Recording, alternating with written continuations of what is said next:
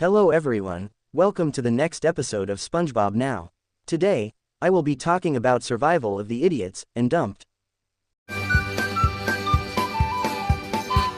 First, I'm going to talk about survival of the idiots.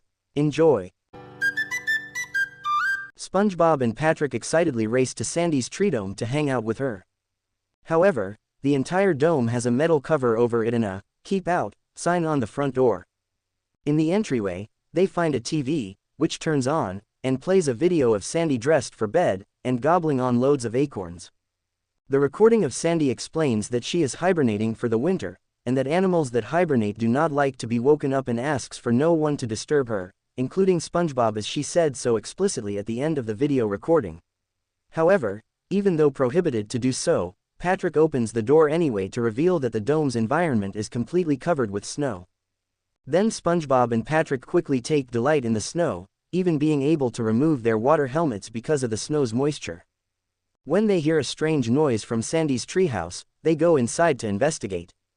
They then discover that Sandy is many times her original size from eating loads of acorns, and is sleeping soundly. At first, their gentle prodding and poking do nothing to wake her from her dreams of catching the outlaws Dirty Dan and Pinhead Larry. Soon enough, though, their merrymaking takes its toll, and then Sandy suddenly wakes up, assaulting SpongeBob and Patrick in her sleepy stupor. Then she falls back to sleep in her bed. Patrick then makes a pair of earmuffs from his belly button lint, which SpongeBob places over Sandy's ears to prevent her from waking up. Then, SpongeBob and Patrick leave her room to continue playing in the snow. They pretend to be the outlaws from Sandy's dream, but then they start fighting over which one of them will play the part of being Dirty Dan.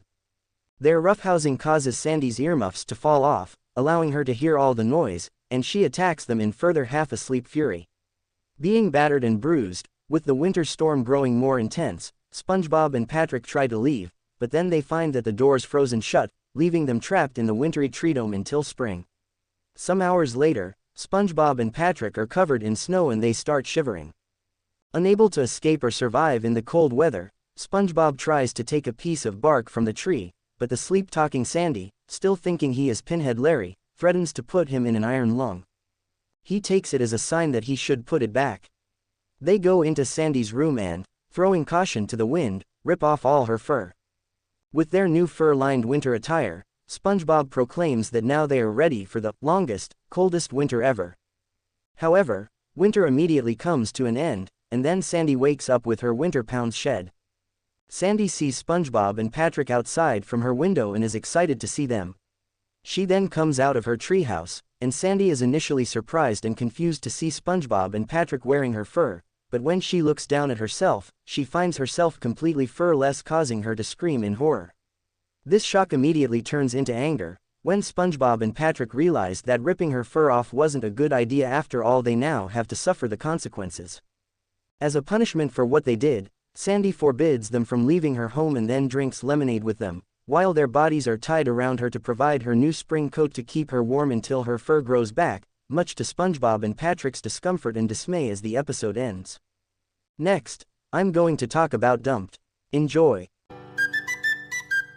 As the episode begins with SpongeBob and Gary playing tag, Patrick joins in and begins to get better acquainted with Gary. At the end of the day, Gary seems to want to spend time with Patrick a while longer, so SpongeBob agrees to let Gary have a sleepover at Patrick's house. The next morning, Gary is still reluctant to leave Patrick, who concludes that Gary wants to be with him permanently, and so claims him as his own pet. SpongeBob refuses to believe this, but when Gary is given the choice of who shall be his owner, Gary heads for Patrick. SpongeBob is heartbroken, and out of jealousy, he attempts to find a new pet to show Gary that he does not need a two-timing snail. First, SpongeBob gets Rex, a worm, and shows him off to Patrick and Gary. SpongeBob extols all the traits that make worms superior to snails, such as their loyalty.